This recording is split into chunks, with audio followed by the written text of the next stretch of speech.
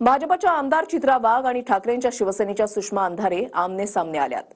अनिल परवांसारखे 56 पायाला बांधून फिरते असं चित्रा वाघ यांनी म्हटलं आणि त्यानंतर सुषमा अंधारे मैदानात उतरल्या। आता पुन्हा बोलल्या तर पुन्हा ठेचून काढेन असा इशारा चित्रा वाघ यांनी दिलाय। पाहूयात। तुम्हालाच उत्तर देते मी, घाबरत नाही तुम्हाला। तुमच्यासारखे 56 पायाला बांधून फिरते चित्रा वाघ, समजलं काय? हा आकडा थोडा कमी आहे कारण लोक अत्यंत कौतुकाने आकडेवारी जास्त देतात। पट्टीला सुद्धा एक क्लास असतो। झोपडपट्टीतली लोक भलेही गरीब असतील परंतु ती लोक आपलं इमान विकणारी नसतात। आज 26 वर्ष झालेत मला या क्षेत्रामध्ये, तंगड्याला बांधून फिरते। आज ठेचलंय, परत नादी लागाल ना परत ठेचून काढीन। परबांसारखे 56 पायाला बांधून फिरते असं विधान परिषदेत भाजपच्या आमदार चित्रा वाघ म्हणाल्या आणि 56च्या आकड्यावरून ठाकरेंच्या शिवसेनेच्या नेत्या सुषमा अंधारे मैदानात उतरल्या। चित्रा वाघ यांनी कमी आकडा सांगितला, लोक जास्त आकडा सांगतात असं म्हणत अंधारेंनी डिवचलं। एखाद्या विषयासाठी जेव्हा एखादी बाई लढते, पाय खेचायला 100 लोक असतात आणि तुमच्यासारखे तर आहेतच।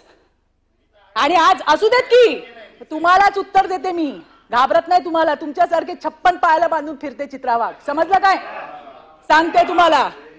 आणि इथे काय असे वशिलाने आलेलो नाही आहोत हे पण सांगते तुम्हाला। थोडीफार आकडेवारी का होईना परब साहेबांनी बाहेर काढली, मी परब साहेबांचे आभार मानते। वाघबाईंनी जो आकडा सांगितला तो त्यांच्या कार्यकर्तृत्वाचा एकूण आलेख बघितला असता हा आकडा थोडा कमी आहे कारण लोक अत्यंत कौतुकाने आकडेवारी जास्त देतात, याचेही कृपया त्यांना भान असावं। यांच्यासारख्या नीच प्रवृत्ती, यांच्यासारख्या नीच विकृती आज 26 वर्ष झालेत मला या क्षेत्रामध्ये, तंगड्याला बांधून फिरते। आणि आभार पण मानायचे या सगळ्यांचे, या नीच लोकांचे की यांच्यामुळे हे जसे हल्ले आमच्यावर करतात ना, यांच्या हल्ल्यांमुळेच माझ्यासारख्या हजारो महिला राज्यामध्ये अजून ताकदीने लढतात यांना उत्तर द्यायला। म्हणूनच मी म्हटलं आज ठेचलंय, परत नादी लागाल ना परत ठेचून काढीन।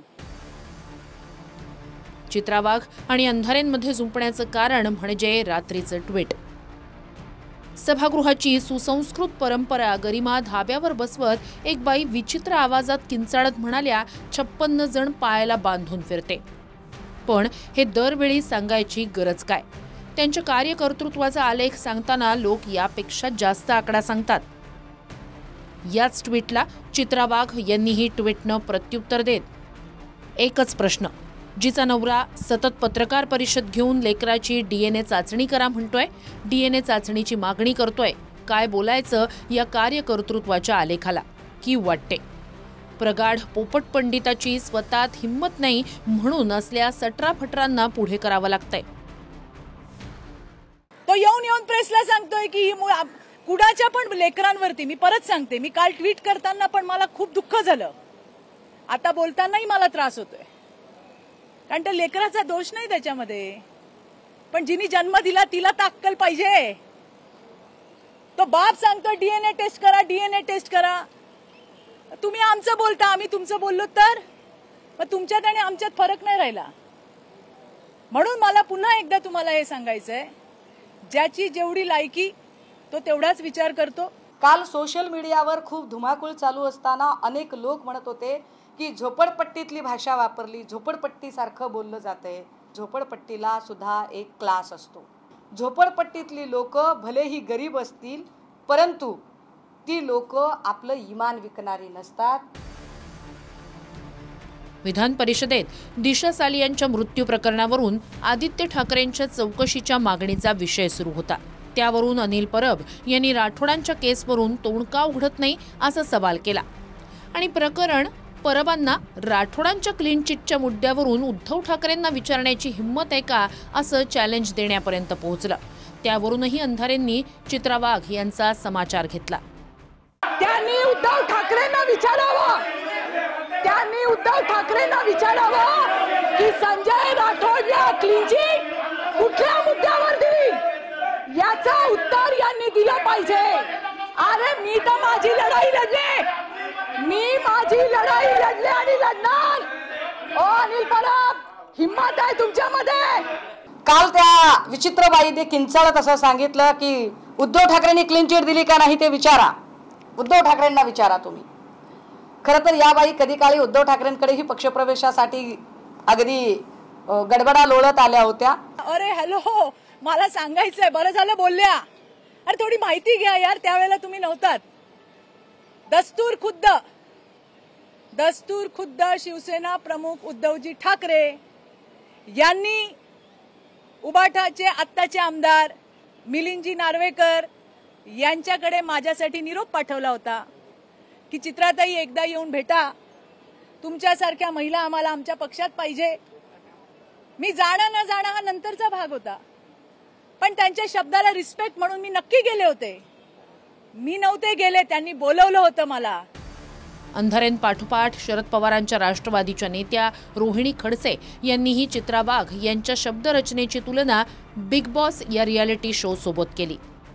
बिग बॉस सिरियलची आठवण झाली की जिथे जेवढं तुम्ही एकमेकांची उणीधुणी काढाल, जेवढा आकांतांडव तुम्ही कराल ना, तेवढा TRP वाढतो आणि त्यांचा बिग बॉस खुश होतो. तसं वक्तव्य कुठेतरी कुणाला तरी खुश करण्यासाठी, म्हणजे कुठला तरी बिग बॉस बसलाय तो खुश होण्यासाठीचं वक्तव्य होतं का? या सटर फटर वटवागळ असू दे, अरे ज्याची जी लायकी तो तेवढंच बोलणार. बरं, मी बिग बॉसच्या स्टुडिओमध्ये तर खडसेंचे वडील पण तर तिथेच बसतात ना, मग ते काय करतात तिकडे? विरोधाला विरोध, वाईट वाटतं या गोष्टीचं.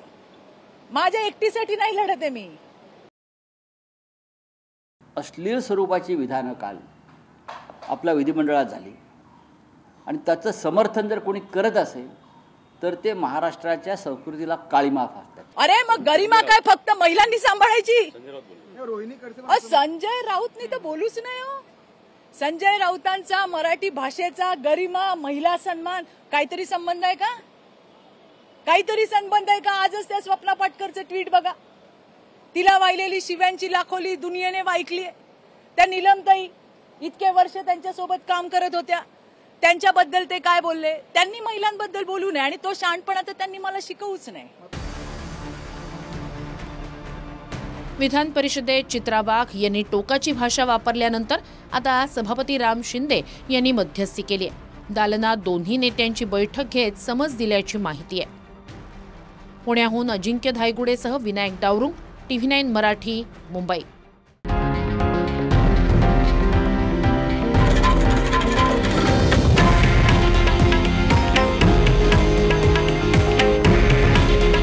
हे आहे देशातील नंबर 1 न्यूज नेटवर्क आणि आपण पाहत आहात TV9 मराठी. काळजी तुमची, हित महाराष्ट्राचं.